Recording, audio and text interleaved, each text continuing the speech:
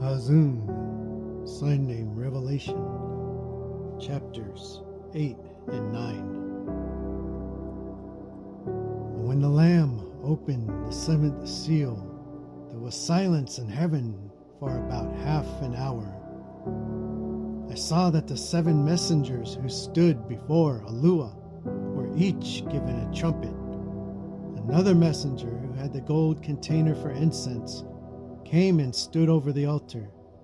He was given a great amount of incense in order to offer it with the prayers of Aluah's people on the gold altar in front of the throne.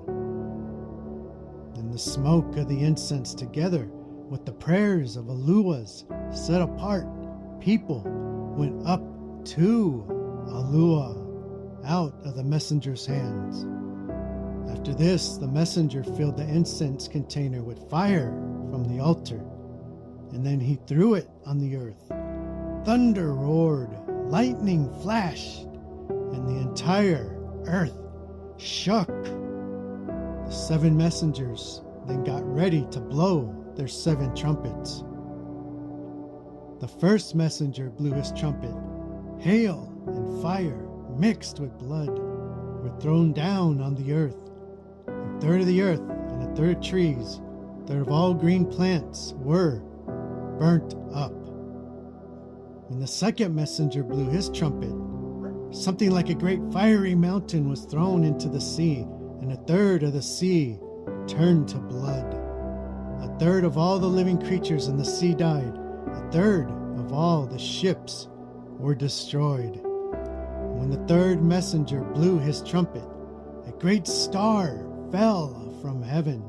It was like a burning torch, and it fell on the third of the rivers and on a third of the springs of the water. The name of the star is called Wormwood, and a third of all the waters turned bitter. Many people died because the water was so bitter. And when the fourth messenger blew his trumpet, a third of the sun, a third of the moon, a third of the stars were struck. They each lost a third of their light, so that a third of the day had no light, and that it was the same for the night.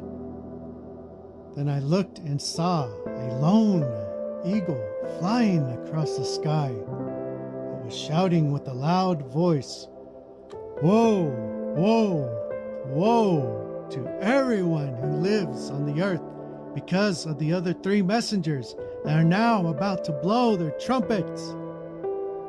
And when the fifth, chapter 9, when the 5th messenger blew his trumpet, I saw a star fall from the sky to the earth. It was given a key to the tunnel that led down to the pit of the abyss. As he opened the pit of the abyss, smoke poured out like the smoke of a great furnace. The sun and air turned black and dark because of the smoke. The locusts came out of the smoke and covered the whole earth. They were given the same power as scorpions.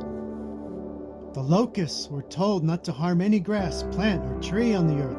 However, they were instructed to punish everyone that did not have the mark of Yahuwah on their foreheads. You want the mark of Yahuwah on your forehead. To claim the name of Yahuwah. Immerse yourself in the name of Yahuwah. Call upon Yahuwah for salvation. Hallelujah.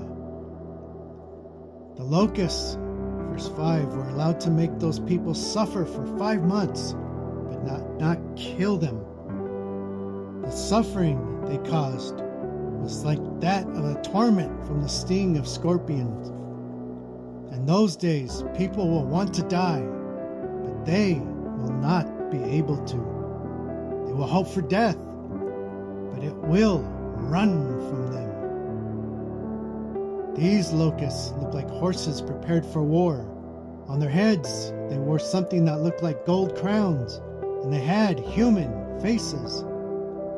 Their hair was like the long hair of a woman, and their teeth were like those of lions. They had breastplates made of iron. The sound of their wings was like the sound of many chariots whose horses were rushing into war.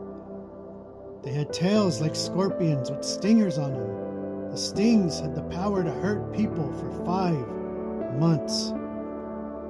The ruler over them was the messenger in charge of the abyss. His name in Abari is Abaddon, and in the Aramaic, his name is Shara. The first woe has passed, but behold, there are 2 more woes yet to come. Then the 6th messenger blew his trumpet. I heard a voice from the 4 corners of the horns of the gold altar that stand in the presence of Alua.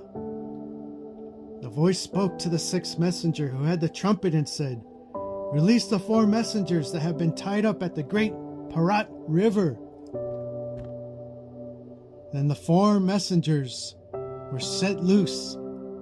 They had prepared for that very hour, that very day, that very month, and that very year to kill 1/3 of all humankind. I heard the number of how many of them would be set loose. The number of their war horses was 200 million. And this is how I saw the horses and their riders in the vision. They had breastplates that were fiery red, dark blue, and yellow as sulfur. The horses' heads looked like the heads of lions, and out of their mouths came fire, smoke, and brimstone sulfur.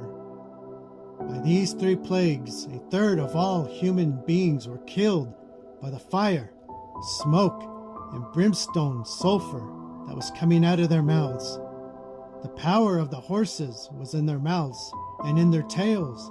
Their tails were like snakes with heads that inflict injuries on whoever they strike. And the rest of humankind who were not killed by these plagues, they did not change their hearts and their lives. They still worshipped idols and demons. They kept on worshipping idols made of gold, silver, bronze, stone, and wood. None of the idols can see, hear, or walk. Of the humans who remained on the earth, none of them stopped murdering, practicing witchcraft, being sexually immoral, and stealing. The pure word of Alua. Truth Scriptures. Hallelujah.